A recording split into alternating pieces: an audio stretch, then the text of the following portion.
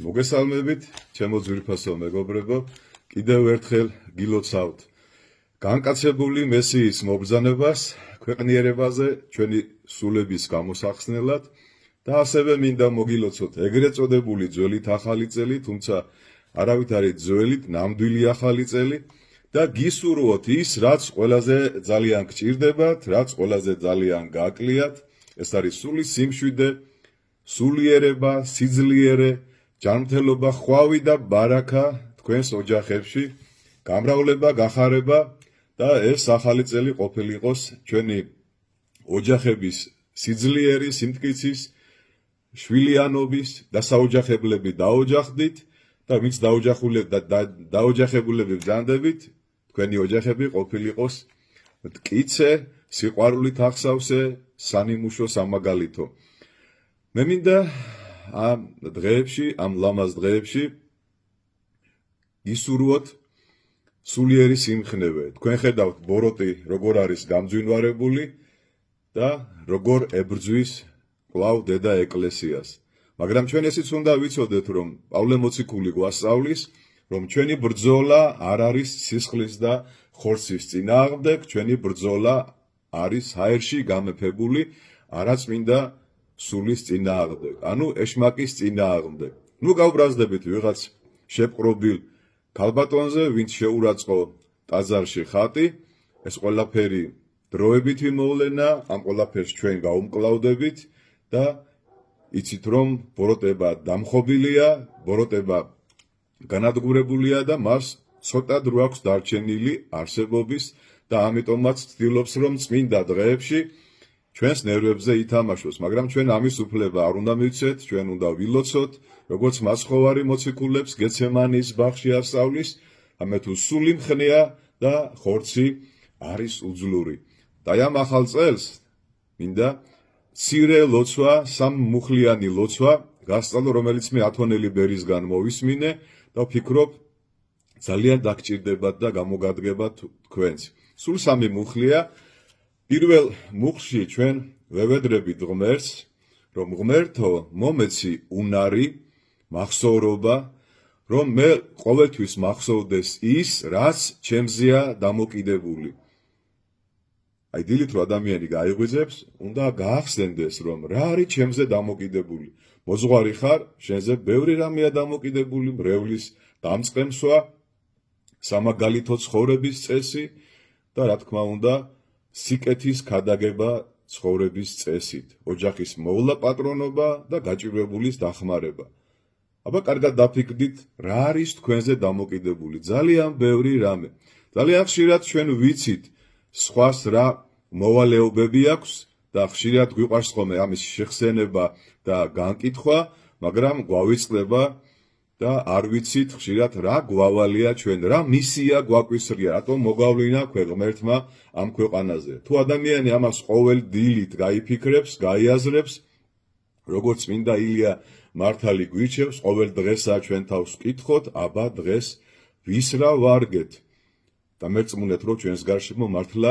სამოთხე დამყარდება და ამდენი გაჭირვებული, ამდენი დეპრესიაში მყოფი და სევდიანი ადამიანი აღარ იქნება. პირველ მუხლში ჩვენ ვითხოვთ, რომ ღმერთმა უნარი მოგცეს და შეგვახსენოს, არ დაგვავიწყდეს, რომ რა გვევალება ჩვენ და რა შეგვიძლია ჩვენ დრო გავაკეთოთ. მეორე მუხლში ვევედრებით ღმერთს, რომ თავდაბლობით და მოთმინებით გვატარებინოს ჯვარი და აგვატანინოს ის მდგომარეობა, რაც ჩვენზე არ არის დამოკიდებული. ეს შეიძლება იყოს სნეულება, ოჯახის წევრის ან ჩვენი, მკაცრი ხელმძღვანელი სამსახურში, უხასიათო მეზობელი, ნათესავი, მოვალე, ძალიან ბევრი რამ არის, რაც ჩვენზე არ არის დამოკიდებული და ხშირად ჩვენ ამაზე ძალიან წუხვართ, ძალიან დარდობთ და გონია რომ ეს ყველაფერი ჩვენი ბრალია. არა, ჩვენ ვევედრებით ღმერთს, რომ რაც ჩემზე არ არის დამოკიდებული, ღმერთო, ეს ყველაფერი თავდაბლობით და მადლიერებით გადამატანინე. ამაზე ჩვენ სამწუხაროდ არ გვიფიქრია აქამდე და დღეიდან იფიქრეთ. რა შეიძლება რა გვავალია ჩვენ რა არის ჩემი ჯვარი და რისი დათმენა შემიძლია და რისი ტარება შემიძლია და რაც ჩემზე არ არის დამოკიდებული აი ამ ყველაფრის უნარი მომცეს ღმერთმა რომ მე შევძლო აი ამ ახალ წელს და მომავალში ლიტონის სიტყვებით კი არ ვიცხოვრო და მხოლოდ გაიხარე გენაცვალე მე კარგად შენ ვიძახო არამედ რაც მე მევალება ის კარგად პირნათლად გავაკეთო და რაც ჩემზე არ არის დამოკიდებული იმ ყველაფერს თავდაბლობით და უბრალოებით გაუძლო ასეთი ძალიან ბევრი რამ არის თუ ფიზიკური თუ სულიერი და მესამე მუხში ვევედრებით ღმერთს რომ მომეცი ღმერთო აზროვნება საღი აზრი დაკავე დავძენ რომ ღვთის ხატება ნიშნავს საღვთო აზროვნებას როცა შენში აზროვნება არის საღვთო და ხარ თავისუფალი გონებითი არსება აუცილებლად შენი ცხოვრება შეიცვლება და უნდა გაარჩიო პირველიდან მეორე რა არის შენზე დამოკიდებული და რა არ არის შენზე დამოკიდებული სამწუხაროდ ამ მესამე მუხზე ძალიან ცოტა ადამიანი ამახვილებს ყურადღებას და ხშირად ადამიანი ფიქრობს რომ რა მძიმე ჯვარი მაქვს რა საწოდავი ვარ რა საბრალო ვარ რა საწყალი ვარ რა მეშველება და ხშირად ადამიანები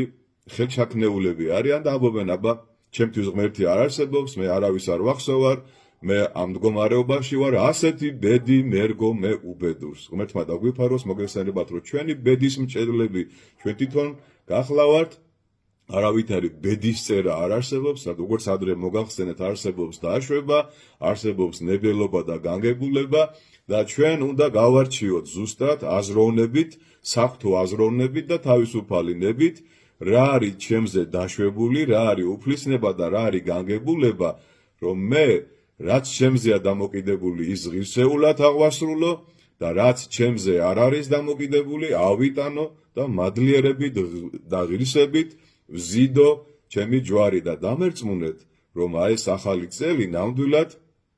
ბედნიერების მომტანი იქნება უკვე ეს არასწორია ბედნიერების მოტანა არასწორი ნათქვამია ბედნიერება ჩვენშია უნდა მოვძებნოთ მადლიერებით თავდაბლობით ლოცვით ქველმოქმედებით რწმენით სასოებით და სიყვარულით და დამერწმუნეთ მართლა იგზნობთ თქვენს სულებში და თქვენს გულებში ბედნიერებას და აღარ იქნებით გაბრაზებულები, აღარ იქნებით გაბოროტებულები და ყოველთვის იქნებით გახარებულები და ბედნიერები. პავლე მოციქული გვასწავლის, რომ გიხაროდენ და კვლავ გეტყვით გიხაროდენ. რა უნდა გიხაროდეს? ის, რომ ღმერთი განკაცდა, ის, რომ ჩვენ მართლმადიდებლები ვართ, საქართველოში ვცხოვრობთ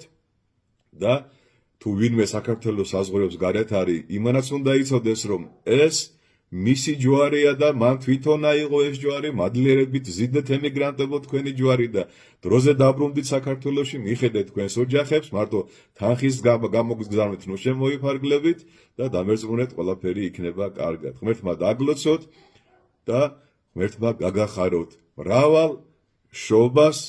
დაესწარით, მრავალ ახალ წელს დაესწარით, აი ამ ლოცვით, თავდაბლობით, სიყვარულით და ერთხელ და სამუდამოდ გავარკვიოთ, რა არის ჩვენზე დამოკიდებული, რა არ არის ჩვენზე დამოკიდებული და ეს ორივე ერთმანეთისგან გავარჩიოთ, რომ ჩვენ ვიყოთ ბედნიერი ადამიანები. ღმერთმა დაგლოცოთ, გაგახაროთ ჩვენთან არის ღმერთი.